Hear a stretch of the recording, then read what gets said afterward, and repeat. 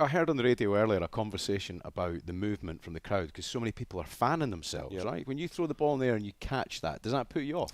Yeah, I guess Wimbledon's one of those events where you expect complete silence and no one moving. But, as Patrick said, that's maybe why there's so many upsets, so many seeds kind of falling down. We're seeing an upset right now as well. I just think, he's right. There's a lot of rain usually. It's cold. Sometimes I played a match over 3 days because of the rain. So now being the 2 hottest days pretty much recorded, it's interesting. He's like the Prince Andrew of tennis. He doesn't sweat. I can't believe it. You're not sweating at all. I sweat. Trust me. When I get moving, I do sweat a lot. I've had some run-ins with the umpires with my towel situation. What's he like to coach? He's never coached me. Did you never? Never at all? Never once? Never even like half an hour? He never wanted me as a coach. I wouldn't want to put him through that chaos. Why not?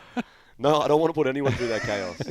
It's too inconsistent. Would you like to have a chance to coach at some stage with a couple of years, 3 years, 4 years? No, I think he is the most incredible player to coach because he can do anything with the ball. His possibilities are unlimited. Is very difficult to coach, obviously, and he knows it. But that makes it very challenging and great. I like him, which is very important. You need to like the person really, otherwise it's difficult. But it's not enough. You need to connect with the person, and the person really needs to want to connect with you, and then you can, go make some way together, and go through challenges. And there are always challenges, always surprises, and our job as tennis coaches is to solve problems because there are always problems to solve. And the more problems you solve, the more your player progresses. Problems to solve, Nick. A few problems to solve. Everyone. Problem. Yeah, I mean, look, I'm not the greatest book reader. Like I can't say I've read too many books in my life, but look, I'll make a deal. If you, Naomi, win Wimbledon, I'll hire you as my coach.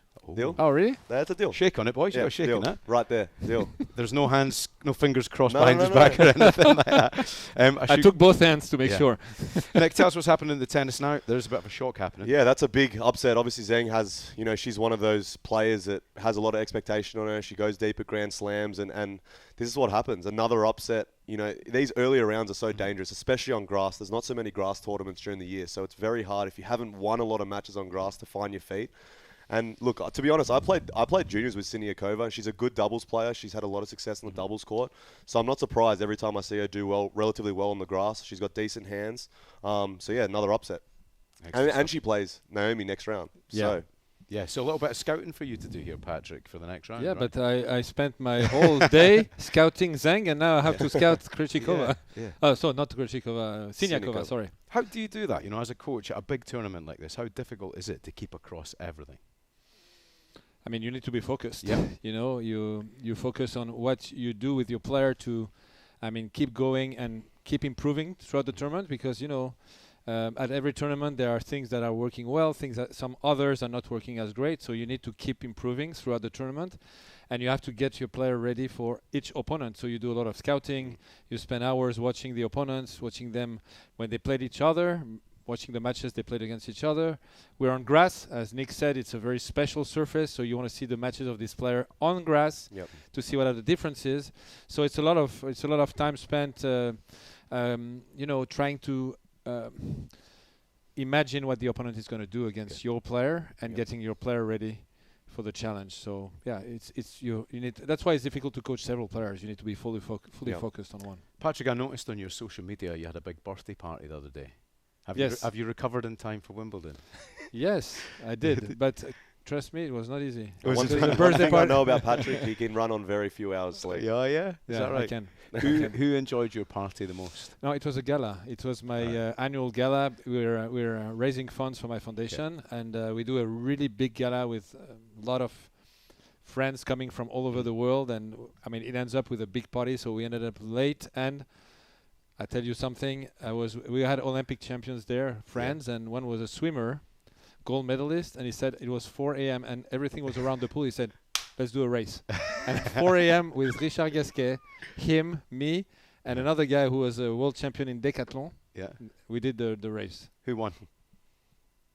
No one. For sure not me. They all had to be rescued from the swimming pool. I had zero chance against those guys. Excellent stuff. Right, Nick, looking back at yesterday then, biggest story of the day for you? Yeah, I think it's the Fritz and Perricard marathon. This match was probably one of the ones circled in the draw for everyone. Pericard's got the biggest serve. He actually set the record for biggest serve on 155, was it? 153 miles per hour. And the fact he lost the point is pretty embarrassing, honestly. The fact that you get that feat and then you lost the point. Great return. It was a good return, but this match has danger zone for Fritz all over it. And he was down 5-1 in the 4-set tiebreak. And against Pericard, it's pretty much game over. So this is going to be interesting. I've been in this exact same position where you split sets and you have to go home and sleep on it. It's not easy. For Fritz, I don't mind it though. It kind of just like, he had all the momentum, but he can kind of go home and really focus on his game style. But look, I don't know who's going to win this one. So what happens in that situation last night? What would you have wanted to do? Keep it going? Call it? Because you have to have a unanimous decision, right? You both have to agree. Well, yeah, you both have to agree. I mean, I don't mind going home and getting some rest and really just like, just gathering all the troops and going again. But look, Pericard, his game plan's not really going to change. Yeah. It's going to 2 first serves and play big, and Fritz, I think it actually helps Fritz, to be honest. Yeah. I think the better player usually uses that night rest better, but we'll see. If it goes against you, would you have had a fine again for going crazy? No. Because is it worth kicking off about? No, it's not. It's not. At the end of the day, you get another day's rest and compose yourself. But look, these are 2 guys that I'd probably put in the top 10 on grass. So, and they verse each other first round. Pericard's 36 in the world, so he's pretty much one of the last people to not be seeded. So this is a nightmare draw for Fritz. Patrick, what would you have done last night? What advice would you have given? Go home, have an extra night, or get it finished? I think when the guy is doing well, and Fritz, as Nick just said, was like almost 1 point away from losing the match, 5-1 down in a tiebreak and 2 sets to 1 down. It's ridiculous. I mean, when he wins it, he clearly has a good feeling. I wouldn't stop when you are on that move. You try not to stop. So, if I was coaching Fritz, I would try to make him continue. Would I be right? I have no idea, but that's my feeling. Good man. Right. What about the Brits yesterday, Nick? A pretty good result all round, really. Very, very good result. I think it was a record of Brits getting through first round. I think 7 of them made it through, and there was some good results. Arthur Ferry beat Popperin, who's playing the best tennis of his career. He's 20 in the world or something. So that's an incredible win. And, there's a lot of Brits playing today too. I really want to keep an eye on Dan Evans and Jay Clark. I love when two guys go head to head. I want to be watching that one. But as I said, Katie Boulter yesterday, I called it. There was a certain guy on my team that said there's no way that Badosa's losing that, and I called it again. And I think she's dangerous. Honestly, on the grass with the crowd, I think she could go deep. So let's keep an eye on that one. What's the story behind the scenes though, Paula Badosa? Come on, Nick. I don't know. I mean, look, there definitely is obviously a bit of trouble in paradise at the moment. Like both of them losing, and obviously the tennis world loves to create stories. This is her fella, right? I think they look happy. Yeah. I'm happy for them. What does Instagram tell you, Nick? I don't know. I mean, look, I'm trying to focus on getting back on court and not too involved in all that stuff.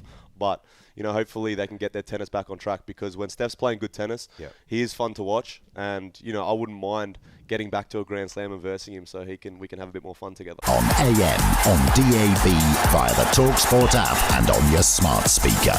talkSPORT.